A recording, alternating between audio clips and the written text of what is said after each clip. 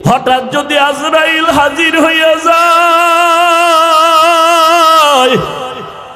আজরাইল আলাইহিস সালামকে যদি আল্লাহ পাঠায় দেয়, আর আজরাইল আইসা যদি দেখে তোর হাতে নাচ গানের মোবাইল, তুই বসে বসে নাচ দেখতেছো, গান শুনতেছো, আজান হইতেছে, তোর গানের আওয়াজ বন্ধ হয় না, তোর নাটক বন্ধ হয় না, কত মেয়ের চরিত্রের উপরে আঘাত করতেছো, কত মানুষের জীবনটাকে দুনিয়ার থেকে বরবাদ করে দিয়েছো। আজরাইল যখন আসবে তোমার সামনে স্বাভাবিক অবস্থায় আসবে না। আল্লাহর নবী বলেন, এই গুনাহগার নাফরমানের সামনে আজরাইল এমন বিকট আকৃতি ধারণ করবে, মাথা আসমানে, পা জমিনে, এক হাত মাশরিক আর এক হাত মাগরিবে, চোখগুলো নীল নদের মতো বড় বড়, দেখিয়া ওর কলিজা উল্টায় যাবে, পাগলের মতো হয়ে যাবে। ও মা বলিয়াও ডাকতে পারবে না, আব্বু বলে ডাকতে পারবে না। আজরাইল আইসা রুহুটা যখন ধরার জন্য শরীরের উপরে কদম রাখবে, রুহুটা শরীরের জোড়ায় জোড়ায় জোড়ায় জোড়ায় পালাইতে থাকবে, বের হইতে চাইবে না। চরমনের জমিনে ঘুমান্ত সৈয়দ ইসহাক রহমাতুল্লাহ আলাইহি বলতেন, লাঠির আগায় আলকাতরা মাখিয়া তুলার মধ্যে বাড়ি দিলে তুলাগুলো যেমন লাঠির মধ্যে চলে আসে, ওরে গুনাহগার জাহান্নামের আসামির যুবক, আজকে গুনার মজা পাইয়া, আজকে তুমি আমি টুপি মাথায় দিই, তোমার পায়ে ধরলাম, তোমার টুপি মাথায় দিতে ভাল লাগে না, তোমার কপাল এত খারাপ, নিজেও দাঁড়িয়ে রাখতে পারো না, যারা রাখে তাদেরও পছন্দ করো না, নিজেও নামাজ পড়ো না, যারা নামাজ পড়ে তাদেরও পছন্দ করো না, এত কপাল পরা তুমি কেমনে হইলা, নিজেও হালাল খাও না, যারা হালাল খায় তাদেরও তুমি পছন্দ করো না। আজরাইল যখন রুহুটা টান দিবে, সাথে সাথে শরীরে রগগুলো সিরিয়ার রুহুটা হাতের মধ্যে চলে যাবে। আল্লাহর নবী বলেন, জ্যান্ত বকরির চামড়া খুললে যেমন কষ্ট, এর থেকে শতগুণ কষ্ট বেশি হবে বেনামাজির জান কবজের সময়। অনেক সময় যারা মরণের মানুষের পাশে থাকেন দেখছেন, বেনামাজির জান কবজের সময় চোখ উল্টায় যায়, হাত পা বাঁকা হয়ে যায়, এর মাত্র কারণ আজরাইলের দেখিয়া সহ্য করতে পারে নাই। নবী বলেন, ওর জন্য আমার মাওলা জাহান্নাম বানায় রাখছেন, একটা জেলখানা বানায় রাখছেন। ওরে আল্লাহর দেওয়া পানি, আল্লাহর দেওয়া বাতাস, আমার মাওলার দেওয়া সূর্যের আলো, আমার আল্লাহর দেওয়া চাঁদের আলো, আমার আল্লাহর দেওয়া জমিনের ফসল খাইতেছো, আল্লাহর দেওয়া নদীর মাছ খাইতেছো, আল্লাহর এত কিছু নিয়ামত খাইয়া যারা আল্লাহর বিরোধিতা করবি, মানবি না, আলেম ওলামারা পাও ধরে ধরে নামাজের দাওয়াত দেয়, শুনবি না, এরপরও গালাগালি করবি। আল্লাহর নবী বলেন, আল্লাহ রাগ করিয়া বলে, ফেরেশতা ওই জাহান্নাম ওর জন্য বানায় রাখছি জেলখানা, আমার হুকুম মানে নাই।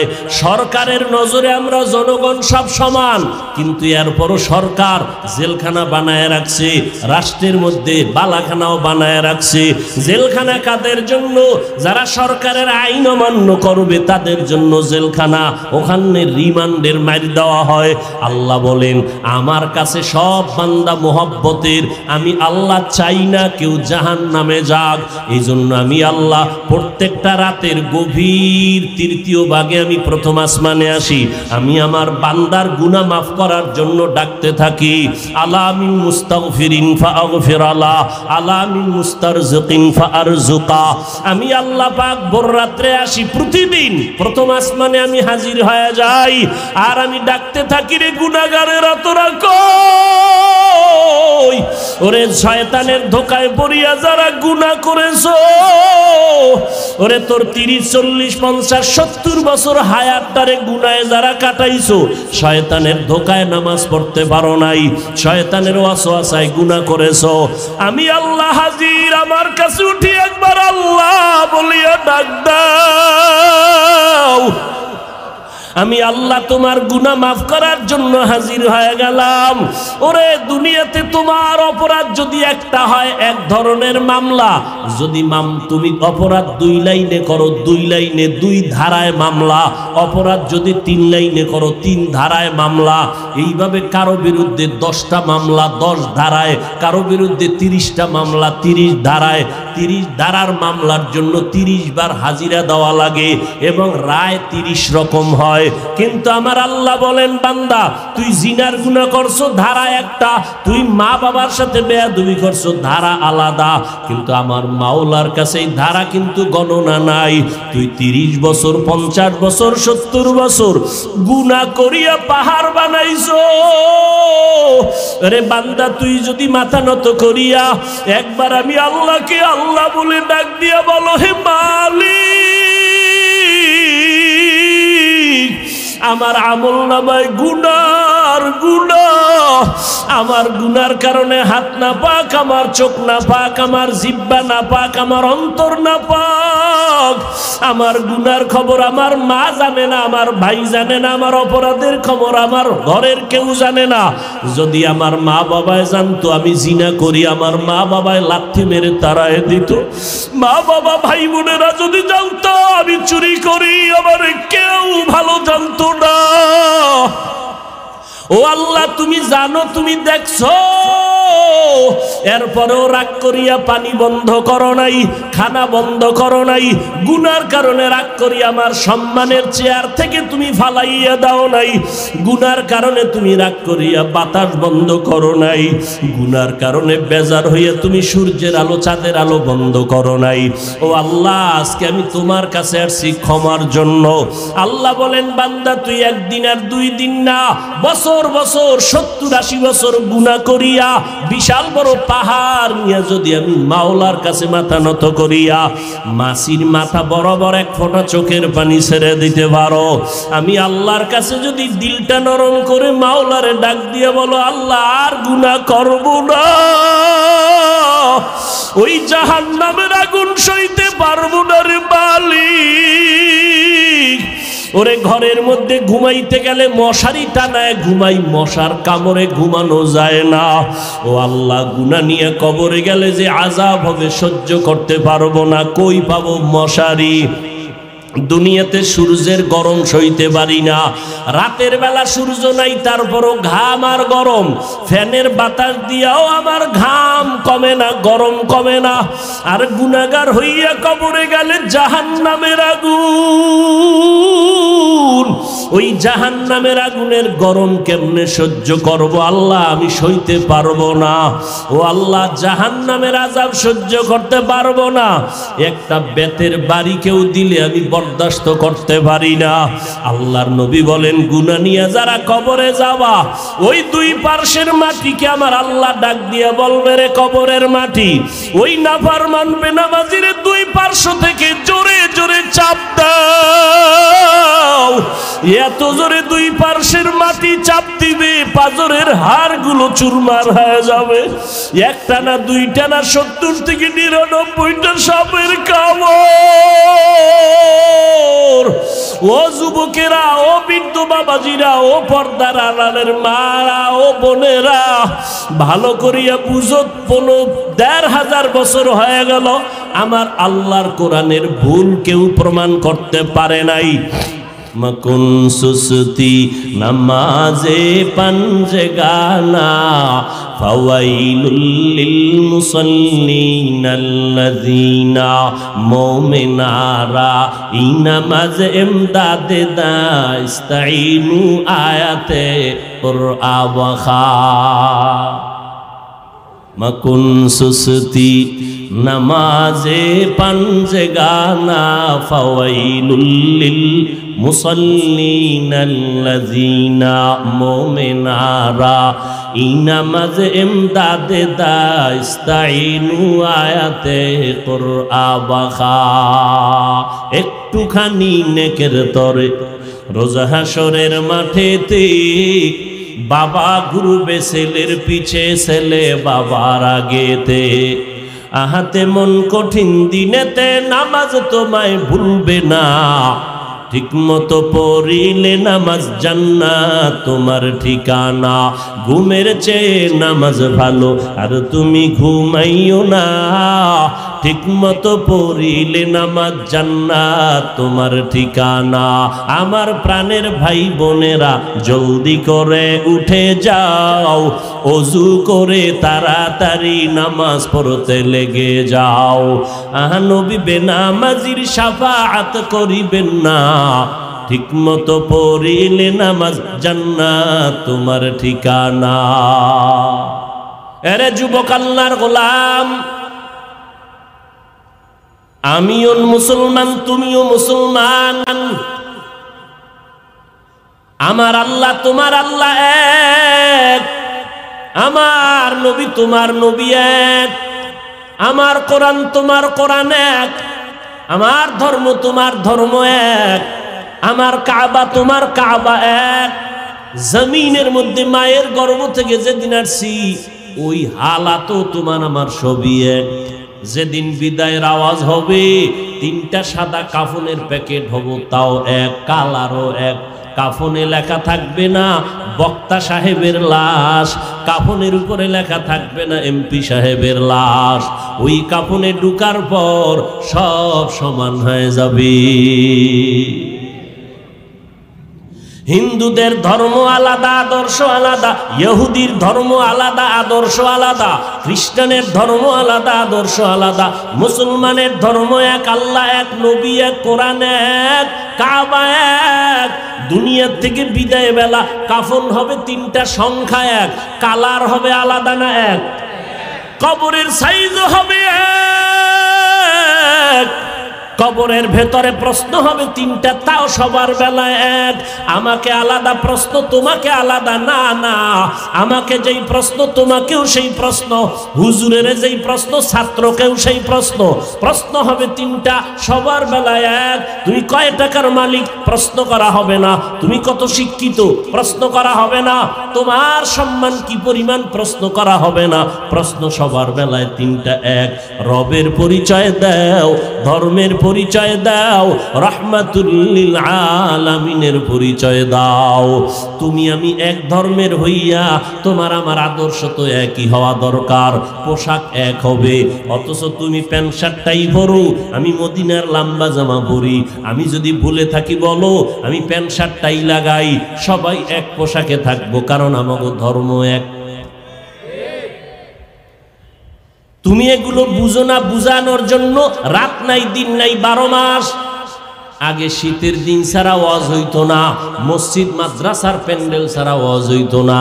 এখন সিফা গলির মধ্যে রাস্তায় ওয়াজ, ফজরের পরে বয়ান, সারা রাত বয়ান, আসরের পরে বয়ান, মাগরিবের পরে বয়ান, জোহরের পরে বয়ান। কয় হুজুর আপনি যাইয়া 10 মিনিট একটু দোয়া করে আসবেন, আর কিছু দরকার নাই।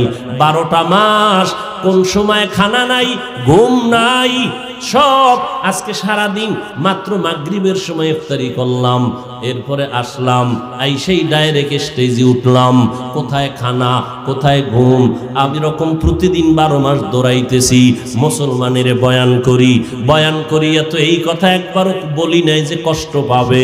এই কথা বলি নাই বাবা ব্যবসা ছেড়ে দাও, চাকরি ছেড়ে দাও, স্কুল ছেড়ে দাও, কলেজ ছেড়ে দাও, একবারও বলি নাই। পাস করলে তুমি মাথায় না দিলে গুনাহ হবে, একবারও বলি নাই। তাবলীগ না করলে জাহান্নামে যাবেন, একবারও বলি নাই। পীরের কাছে না গেলে জাহান্নামে যাবেন, একবারও বলি নাই। কওমি মাদ্রাসায় না পড়লে আপনি জাহান্নামে যাবেন, একবারও বলি নাই।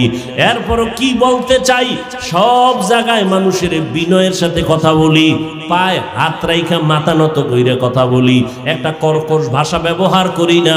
যদি অজান্তে হইয়াই যায়, হতেই পারে, কারণ 10টা কথা বললে একটা কথা একটু আঁকা বাঁকা হতেই পারে। 1 ঘন্টা 2 ঘন্টা প্রতিদিন চিল্লাইলে 2-1টা কথা একটু অজান্তে উল্টা পাল্টা হতে পারে। এটা আল্লাহর কাছেও ধরা নাই, জমিনের কাছেও ধরা নাই। এরপরও আমরা কতটা ভয় নিয়ে চলি। আপনাদের ফাঁকে ফাঁকে বলি ভাইজান মনে কষ্ট পাইছেন নি, মাফ করে দেন। আবার মোনাজাতে আমার আল্লাহর কাছে আবার বয়ানের শেষে ক্ষমাও চাই। এরপরও বয়ান দিয়ে বুঝাই, কি বুঝাই?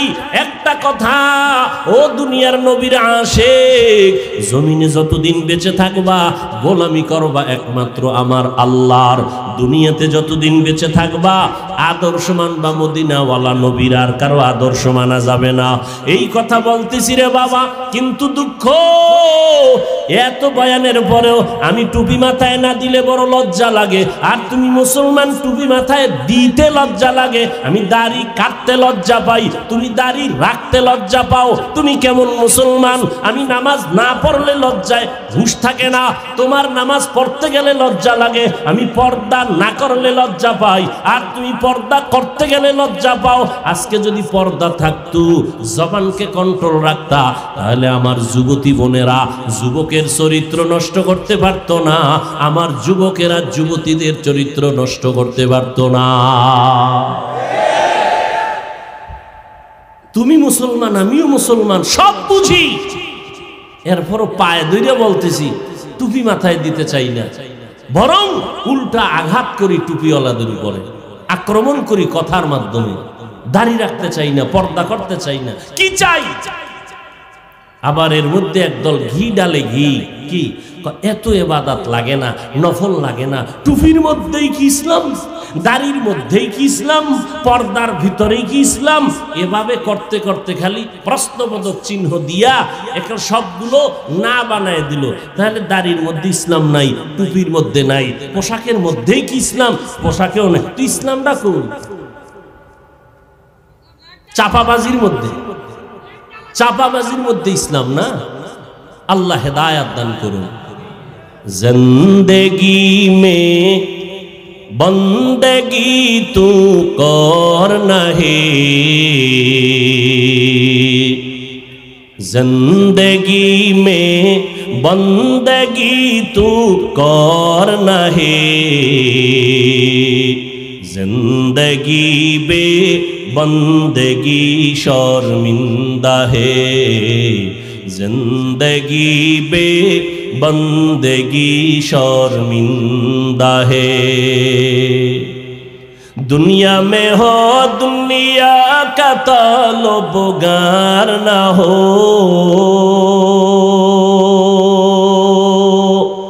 बाजार से गुजर हो खरीदार ना हो। दुनिया में हो दुनिया का तलबगार ना हो, बाजार से गुजर हो खरीदार ना हो। ये दुनिया एक मिसले कागज फूल है, ये दुनिया एक मिसले कागज फूल है, जिंदगी में बंदगी तू कौन है, जिंदगी में बंदगी तू कौन है, जिंदगी बे बंदगी शर्मिंदा है, जिंदगी बे बंदगी शर्मिंदा है। जिंदगी में बंदगी कुन बंदगी, जिंदगी शर्मिंदगी। बालिशे माथा लागाइया हिसाब करो, कय हुजूर हिसाबेर दिन शेष। आगे बालिशे माथा लागाइले एकटु चिंता करार समय हाथे छिलो, किन्तु एखन कई चिंता करार समय नाई, गजबेर मोबाइलेर मोराकाबाय। कखन रात्र 3टा बाजलो मोबाइलवालार खबर नाई। এই মোবাইল নিয়া সারা রাত তাকায়া তাকাইয়া কবিরা গুনাহ করে আমার যুবক। আম্মা জান কয় 3টা বাজে, ল্যাপের ভিতরে বাতি জ্বলে কেন? কয় মোরাকাবায় আছে। হাসিও না রে যুবক ভাই।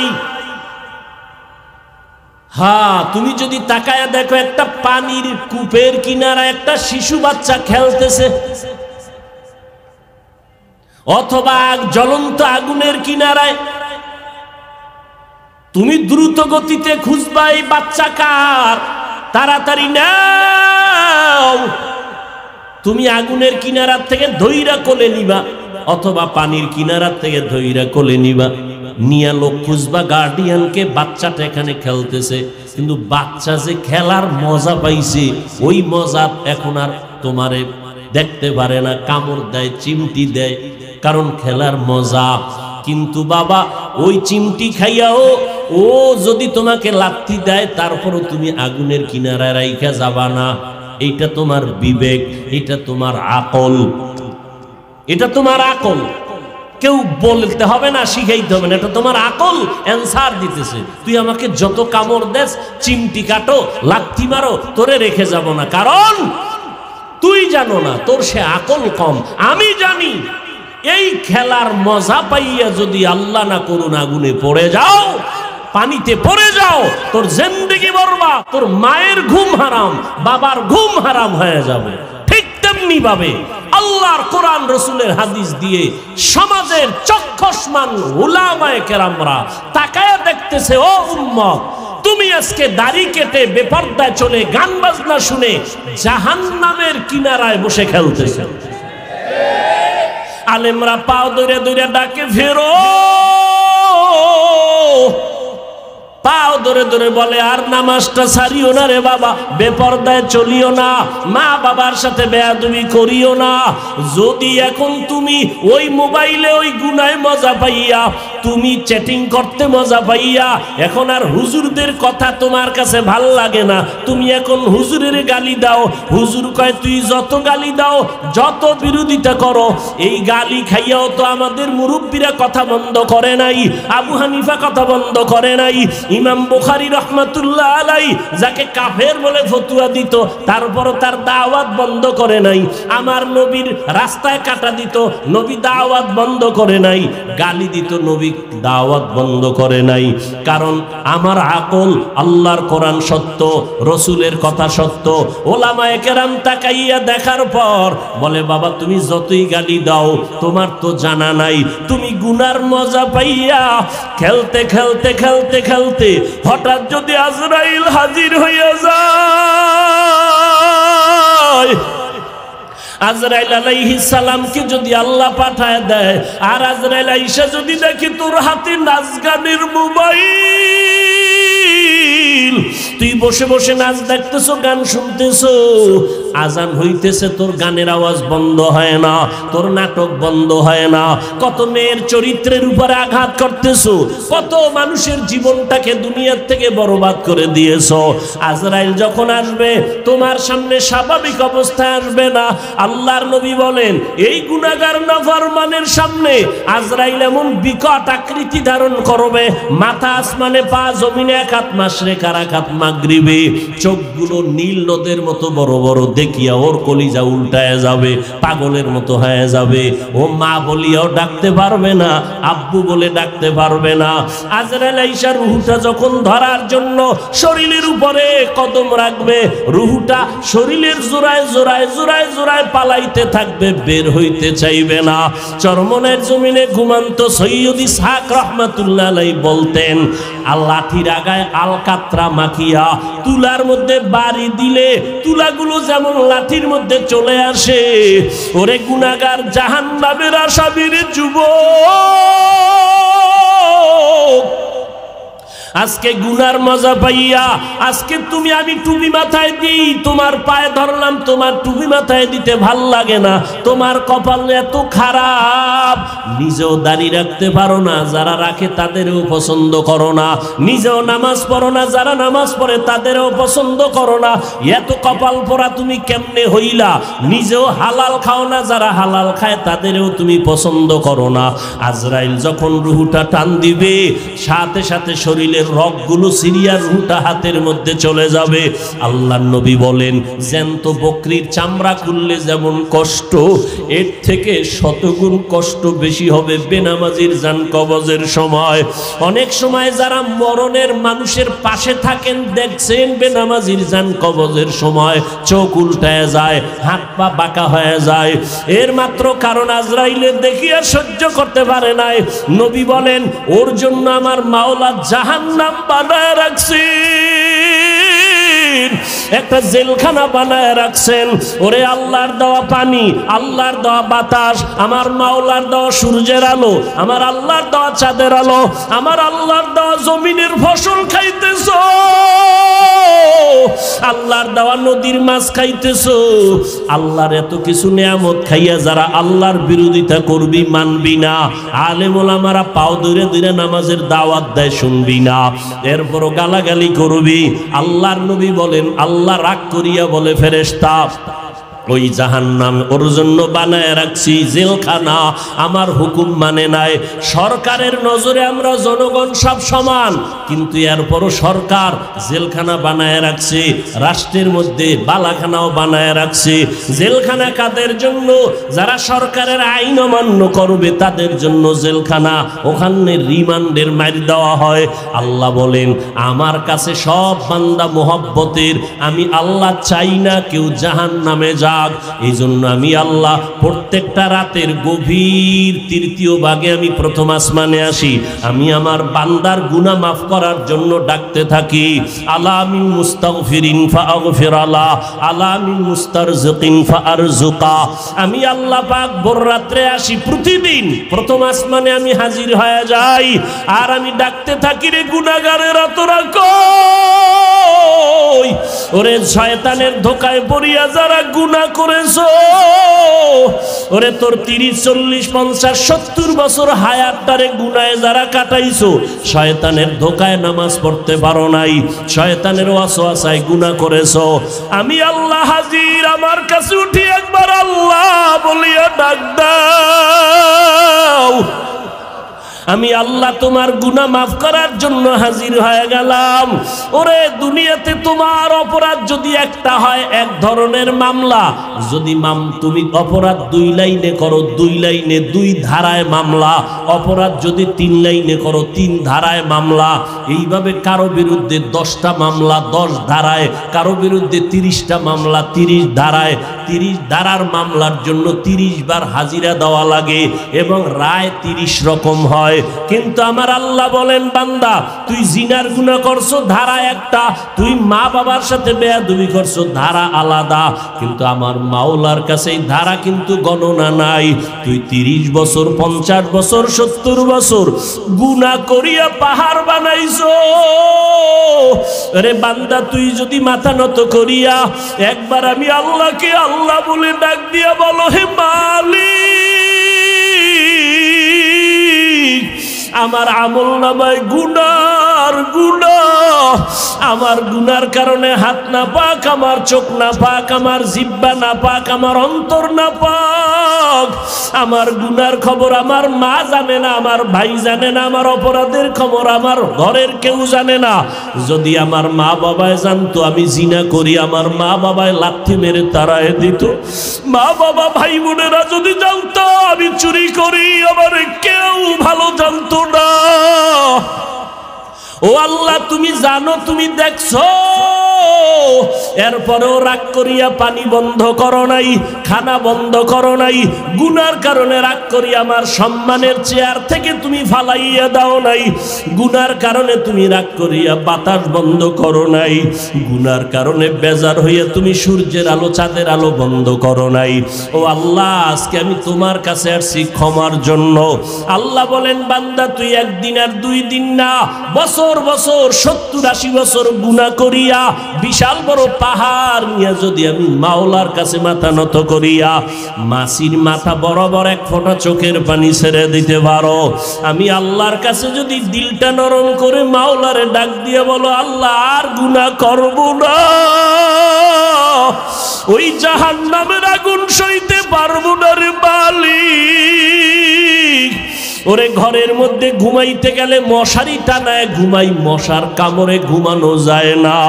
ও আল্লাহ, গুনাহ নিয়ে কবরে গেলে যে আযাব হবে সহ্য করতে পারবো না, কই পাবো মশারি? দুনিয়াতে সূর্যের গরম সইতে পারি না, রাতের বেলা সূর্য নাই তারপরও ঘাম আর গরম, ফ্যানের বাতাস দিয়াও আমার ঘাম কমে না, গরম কমে না। আর গুনাহগার হইয়া কবরে গেলে জাহান্নামের আগুন, ওই জাহান্নামের আগুনের গরম কেমনে সহ্য করব আল্লাহ, আমি সইতে পারবো না। ও আল্লাহ, জাহান্নামের আযাব সহ্য করতে পারবো না। একটা বেতের বাড়ি কেউ দিলে আমি বরদাস্ত করতে পারি না। আল্লাহর নবী বলেন, গুনাহ নিয়ে যারা কবরে যাবা, ওই দুই পার্শ্বের মাটিকে আমার আল্লাহ ডাক দিয়া বলবে, রে কবরের মাটি, ওই নাফরমান বেনামাজির দুই পার্শ্ব থেকে জোরে জোরে চাপ দাও। এত জোরে দুই পার্শ্বের মাটি চাপ দিবে, পাজরের হাড়গুলো চুরমার হয়ে যাবে। একটা না, দুইটা না, 70 থেকে 99টা সাপের কামড়। ও যুবকেরা, ও বৃদ্ধ বাবাজিরা, ও পর্দার আড়ালের মারা, ও বোনেরা, ভালো করিয়া বুঝো, 1500 বছর হয়ে গেল আমার আল্লাহর কোরআনের ভুল কেউ প্রমাণ করতে পারে নাই। আজকেও যদি কোরআনের একটা ভুল কেউ বের করতে পারো রে বাবা, আমরা এখন দাড়ি কেটে ফেলবো, নামাজ বন্ধ করে দিব, প্যান্ট শার্ট টাই লাগাবো, কিন্তু আজও পর্যন্ত কোরআনের ভুল কেউ বের করতে পারে নাই। পারছে? আল্লাহর সাক্ষী রেখে, আল্লাহর কোরআন সত্য না মিথ্যা? জবান খুলে বলো, সত্য না মিথ্যা? এ যুবকেরা জবাব দাও, পায়ে হাত রেখে বলছি, আমিও তো একটা যুবক, আমার মনেও তো চায় গান শুনি, কারণ গুনাহের আকর্ষণ আল্লাহ জন্মগতভাবে সবার মধ্যে দিয়ে রাখছেন।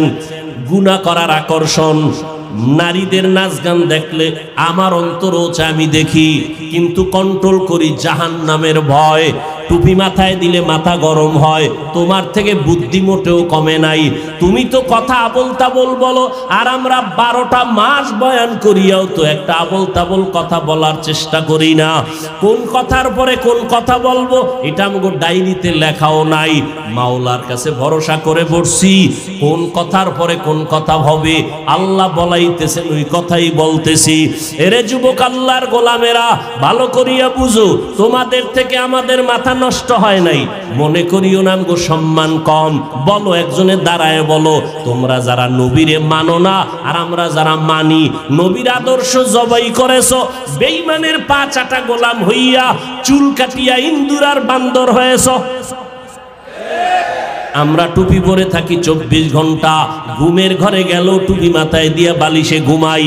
ও আল্লাহর বান্দা, তুমি বলতেছো মাথা গরম হয়, আমিও বুঝি, তারপরও কেন ছাড়ি না? রসুলের মোহাব্বত, দাড়ি রাখলে যৌবনের ভাব চলে যায়, তোমার থেকে কম বুঝি না, এরপরও কেন কাটি না? আল্লাহর আযাবের ভয়। এরে আল্লাহর বান্দারা, নামাজের সময় কি কষ্ট, ফজরের সময় শীতের মধ্যে উঠা নামাজ পড়া অনেক কষ্ট, ঠান্ডা পানি দিয়েও জুবান ইয়া নামাজ পড়তে কষ্ট, এরপরও নামাজ ছাড়ি না কেন? আল্লাহর আযাবের ভয়। মরণের পরে আযাব হবে, আল্লাহর কোরআনের আয়াত। এরে নবীর উম্মতের দল, তোমাদের থেকে মাথা মতেও নষ্ট হয় নাই। এরপর আবার তুমি একটু দেখো না তাকাইয়া, তোমার ডানে বামে কত যুবক জীবনে মাদ্রাসায় পড়ে নাই, জেনারেল লাইনে পড়েছে, স্কুলে পড়ে, কলেজে পড়ে, চাকরি করে। তোমার মতো যুবক সাক্ষী দাও, 5 বেলার নামাজি আছে না নাই? তুমি বিবেকটাকে প্রশ্ন করো, তুমি কেন পারো না রে বাবা? তোমার আমার মতো যুবক র্যাব, আর্মি, পুলিশ, বিডিআর এর চাকরি করে, 5 ওয়াক্ত নামাজ পড়ে, যত কাজ থাক জামাতে পড়ে, তুমি কেন পারো না? একটু জিজ্ঞাসা করো তোমার বিবেকটাকে। তোমার মতো যুবক রাস্তায় গাড়ি চালায়, সময় মতো নামাজ পড়ে, তুমি কেন পারো না?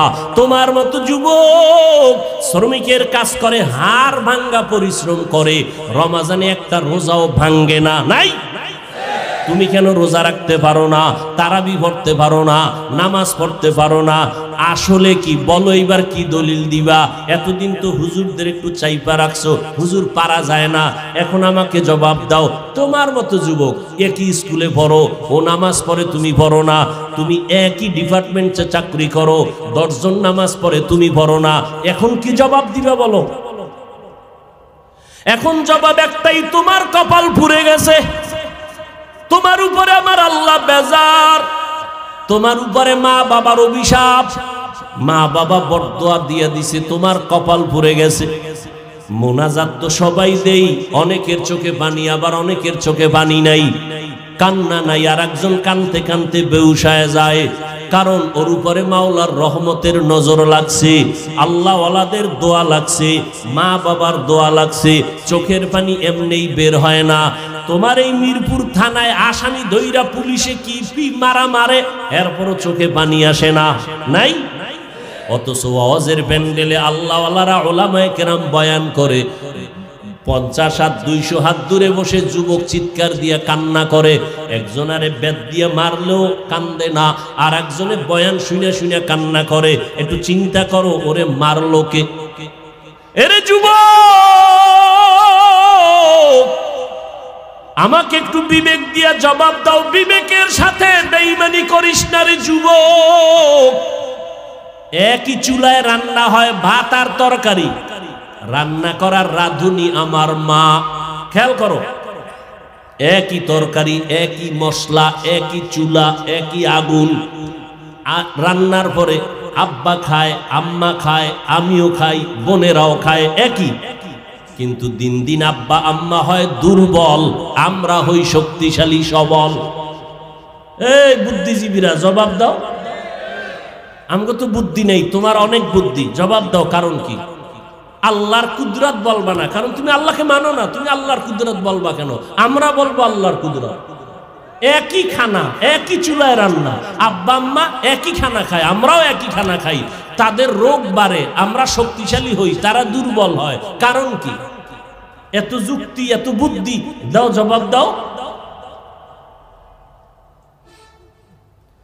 এরে আল্লাহর বান্দা, তোমার থেকে 1000 কোটি গুণ বুদ্ধিমান ছিল আবু জাহাল, যার নাম ছিল আবুল হেকাম, বুদ্ধিমানের বাবা। কিন্তু বুদ্ধি হইলে কি হবে? পৃথিবীর শ্রেষ্ঠ মানুষটাকে মানুষ বলে চিনতে পারে নাই। রহমতের নবী এত দাওয়াত দিলেন, কালেমা পড়ে নাই। এরে যুবক, একটু চিন্তা করো, বালিশে মাথা লাগাও, যার মনের মনে প্রশ্ন করো, আমার মতো যুবক যদি স্কুলে পড়ে নামাজ পড়ে আমি কেন পারি না? আমার মতো যুবক যদি চাকরি করে নামাজ পড়ে আমি কেন পারি না? আমার কপাল কেন খারাপ? এইভাবে যখন চিন্তা করতে থাকবা, একদিন দেখবা হেদায়েতের দরজা খুলে যাবে। আর মা বাবার কাছে মাঝে মাঝে দোয়া চাইও, মা বাবায় দোয়া করলে আরশে আজিমে পৌঁছতে কোনো পর্দা থাকে না। এজন্য মা বাবার দোয়া বড় দামি। মা বাবার চোখের পানি আর দোয়া ছাড়া আমি বান্দা চেয়ারে বসতে পারি নাই।